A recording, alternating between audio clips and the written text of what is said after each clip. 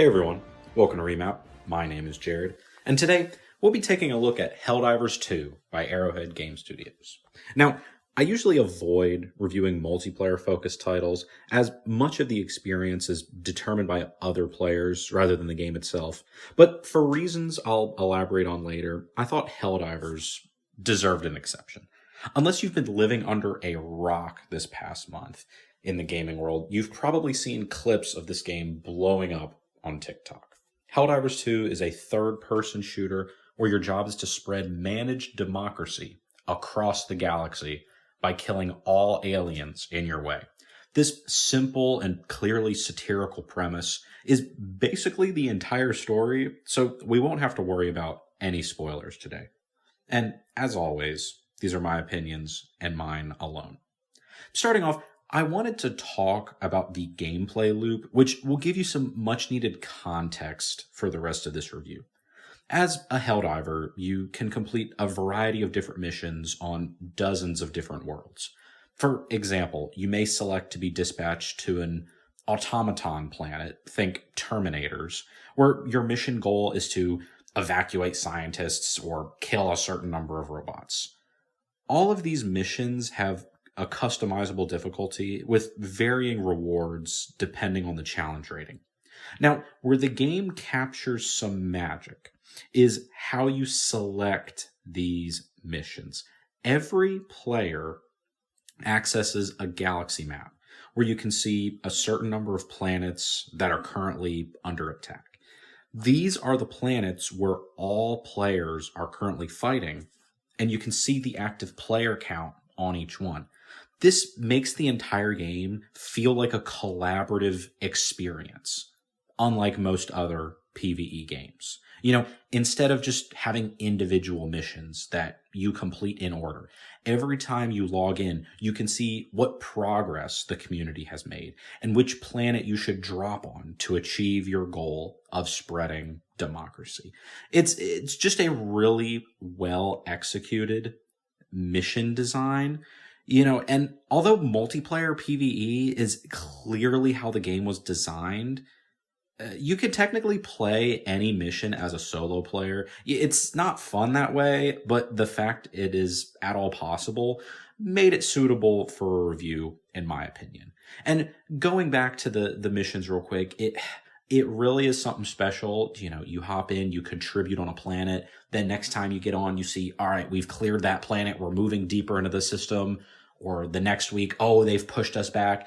It just makes the entire game feel like one coherent community, which is unique in a lot of PvE games where normally, each person is in their own individual instance of a world. But jumping into the actual review, graphically, this is a gorgeous third-person shooter that captures a cinematic look with detailed and varied locations. I don't like using the word cinematic because it's thrown around too much, but it's really the best way to describe this game because, one mission may be on a desolate moonlight rock, while the next is in the jungles of Mavalon Creek. All these locations are visually engaging, but what completes the look is the in-game lighting. This is where that cinematic feel really comes together because it doesn't feel like there's a tiny LED light following you around. Everything is lit by the star of whatever system you're in.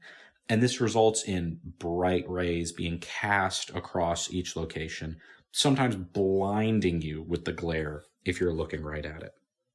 Dynamic weather like rain and dust storms brings this all together it's just one of the most cinematic feeling experiences I've played in years.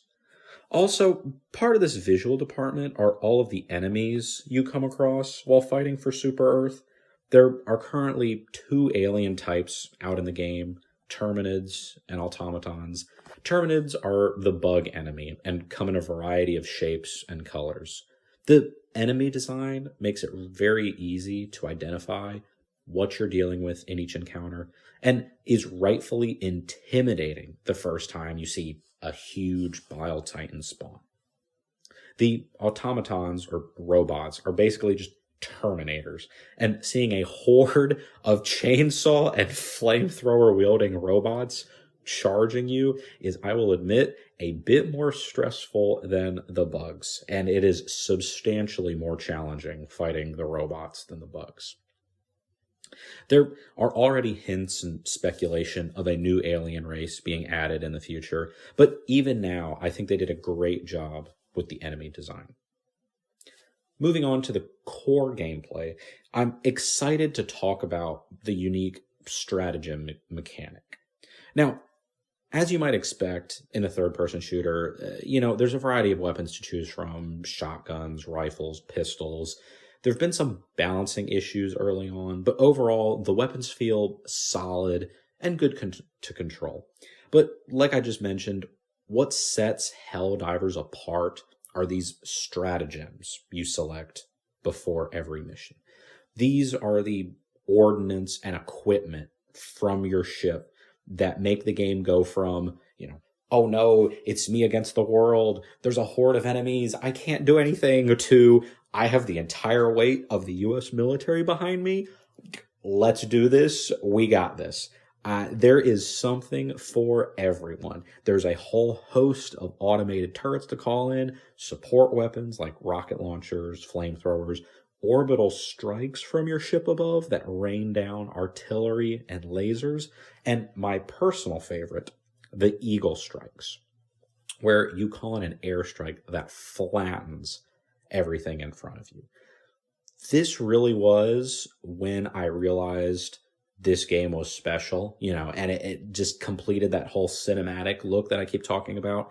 When you're standing there with a horde of enemies in front of you, and you watch your plane fly down and blow up what feels like half the map in just the most over-the-top extra explosion. The noise blasts you, only to realize that this is just a normal Helldivers moment, and every single mission has this feeling. Now, usually, special, unique items like this, where you call in support in games, are tied to a specific button or wheel, like sort of weapon wheel, weapon selector, to, select them, call them in. And since you can bring 4 stratagems on each mission, really the logical thing would be to use the D-pad. You set them before each mission and have, let's say, up for airstrike, down for flamethrower, left for rocket sentry, and right for orbital laser. But in Helldivers 2, they do something I don't think I've ever seen in a game. Each stratagem has a specific combo of button presses on the D-pad to call it in. Okay, this is like Dance Dance Revolution for an airstrike. So when you're calling in something, you hold down a button to bring up your stratagem menu. Then you basically play a mini game in the heat of battle. Like I said, you're playing a little Dance Dance Revolution mini game. Something simple like the Eagle strafing run, where a plane does a quick flyover, shoots a quick machine gun burst at a target. Very, very simple, up, right on a D-pad. But something like the 380 millimeter orbital barrage, a 30-second long artillery barrage that covers half of the map and has a 4-minute cooldown. I mean, you're running around in the thick of battle. You got to go right, down, up, left, down on that D-pad. This adds just an unexpected amount of tension during fights and makes the game all the more satisfying when you have different codes memorized and can punch them out in the blink of an eye. You're running around, there's a horde of bugs behind you, you peel around a corner, you hit that 4 or 5 button press, turn around, throw that airstrike behind you, and as you're running away, you just hear the explosion, see the light of the explosion around you. It is such a cool feeling. And for those that have played, my favorite stratagem is obviously upright, down. It really is crazy that in 2024, when we expect big releases to have detailed lore and story, thinking of the most recent God of War, Baldur's Gate 3, that a game like Helldivers 2 is quite literally the biggest game of the year so far. It's just a testament to how fun the gameplay loop is. Now, as you might expect, the story is not the most in-depth part of the game. There's some lore here and there, but at the end of the day, it is about hopping in and killing aliens. And the sound design adds to this experience well. Guns sound like they pack a punch. Stratagems have recognizable, iconic sounds, like the whoosh of a plane, or like I was talking about earlier, the massive boom of an explosion. And the main theme that plays during the start of every mission, when you drop on a planet, is unironically the coolest part of the entire game. I mean, the pure adrenaline boost you get, it's the song you heard at the start of this review, is just it's just a great job, and it brings it all together. The only real complaint that I've had so far is regarding the server issues that plagued the game for a couple weeks, but I'm actually going to be giving them a free pass for that, because this is not a AAA Ubisoft title for $70.